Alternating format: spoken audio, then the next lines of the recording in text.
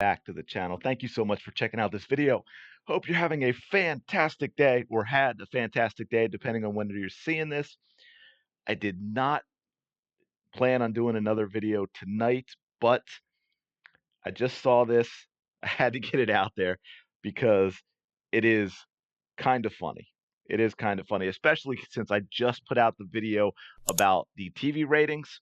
Check it out. I believe it's the video right before this one, and how we're not getting the ratings from the women's game last week against Germany, the exhibition game, even though we got the ratings for all of the Team USA men's basketball exhibition games last week, which did very well, by the way. Their ratings were way up. But what we did just get, what we did just get here is the live attendance. But even more importantly, or more interestingly, we got to compare with the other games. And check this out. WNBA fans roast Team USA over Caitlin Clark mistake after Olympics update. Now the USA did win, but come on, they haven't lost since '92. That's what so it may be the B team that's over there. But they still should be winning the gold. It shouldn't be a problem for them. And they beat Japan 102-76. They utilized their, as Sonny Hostin of The View would say, height privilege, because I believe they out-rebounded Japan 56-27 because they had obviously a huge height advantage over Japan. However, they got roasted, as they should have, for by far the lowest attendance number.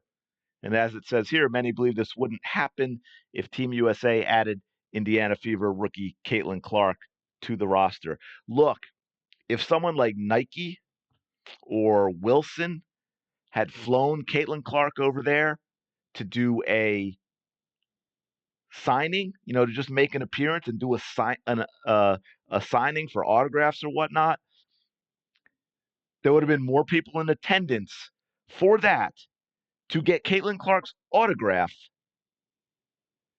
than there was for the USA women's basketball team. I mean, this is I don't know that I want to say karma,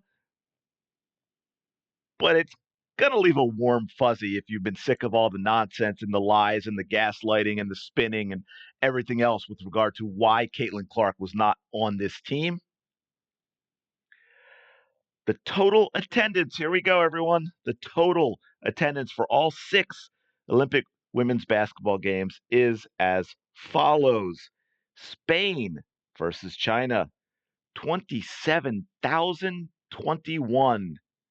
And people are really excited. I believe, oh my gosh, I'm blanking on her name. I want to say Megan Gustafson.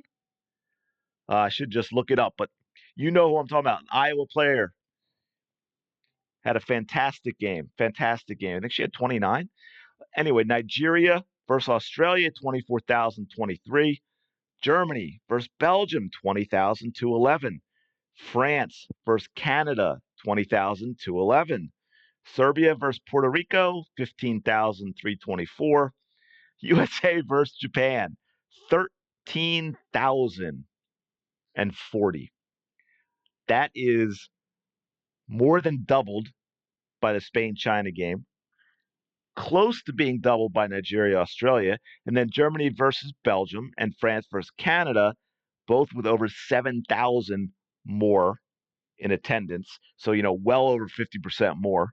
The only game they even came close to was Serbia versus Puerto Rico, which still beat them by almost 2,300 fans. This is absolutely, and I think that's it, right? Yeah, this is absolutely crazy. Look at that. USA Japan's attendance was about 8,000 below the average through the first few days. So the average was about 21,000, and the USA team drew 13,000. Absolutely insane. So, of course, WNBA fans, or as they're referred to as new fans, right? That's become a derogatory thing, right? New fans, because they're not actually basketball fans. Caitlin Clark fans don't know anything about basketball. They're just new fans who like Caitlin Clark. Oh, don't worry, I'll probably do a whole video about that nonsense. But they found another reason to blast Team USA for leaving Clark off the roster and took to social media to leave their thoughts. USA versus Japan had lowest attendance of any women's Olympic basketball game so far. They'd do anything to keep Cece out. Man, she would absolutely take over stadiums. Women's basketball shows how much of a joke they want to be by not having the best all around player, who's a rookie, in the Olympics. People from all around the world want to watch her play. To be fair, everyone knows it's going to be a blowout. CC would put fans in the seats, though, for sure. And by the way, that's not necessarily true. When teams have been dominant because they're great teams, people still show up. You can go back and check on the men's side. I mean, the last few years they've had some issues, but going back before that, people will show up when a team is that good. People still show up. They absolutely still show up and watch, but they're not for Team USA. Why? You know, just like the WNBA has been for years, it's boring. And I think you got people who are ticked that they're not going to see Caitlin Clark. Women's basketball is a joke. Literally handed the key to success, and they just said, "Nah, yeah, we'll pass. We don't want to. We don't want to hurt anybody's feelings. We got to get Diana Taurasi on the team and Brittany Griner on the team and Chelsea Gray. And by the way, nothing against Chelsea Gray. She was the best point guard in the league last year.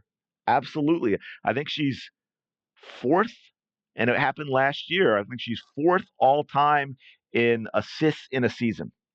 But Chelsea Gray is not currently Chelsea Gray. She was out since October with an Achilles tear, just came back, I think, in the 13th game. So she missed the first 12 games for the Aces and has played in the next 12. And she had a good game today, but again, that goes back to the competition level. But Chelsea Gray is not Chelsea Gray, and when this team was announced, Chelsea Gray wasn't even back yet. Chelsea Gray had not played since October, and she wasn't out for a little bit of time, coming off an injury that's really not going to do anything in terms of when she's back. She's herself. She's not herself. And so again, that's not a knock on Chelsea Gray. That's just the reality. It's actually knock on the committee for picking her. And by the way, as good a game as she played, it was a complete unknown. And what if she gets hurt? What if she gets hurt now? They don't have another point guard on that team. This was such a layup for Team USA, and the W fumbled. That reminds me of the A'ja Wilson thing, where everyone's all mad that Wilson didn't give A'ja a basketball because just her last name, even though A'ja Wilson has a Wilson basketball. But that's another video. If Caitlin is playing, more people go. If Caitlin isn't playing, less people go. It's simple. It is.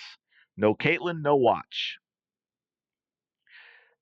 And we'll see what the next game brings. Team USA will be back in action on Thursday, August 1, as they take on Belgium again at 3 p.m. Eastern Time. So, again, it's going to be interesting what the TV ratings are, if they give us the real ratings. My guess is it will be a decent number. I don't know what, but I don't know what we can compare it to. So it may be decent for what we're thinking in terms of the WNBA and so forth, but it may not be decent in terms of the fact that it's the Olympics. I don't think the last Olympics is something we can compare to, because that was a whole weird thing, right? That was in 2021 instead of 2020, and you had no fans allowed to attend and all this other stuff that was going on at the time. But yeah, but as you can see, people roasting Team USA, and this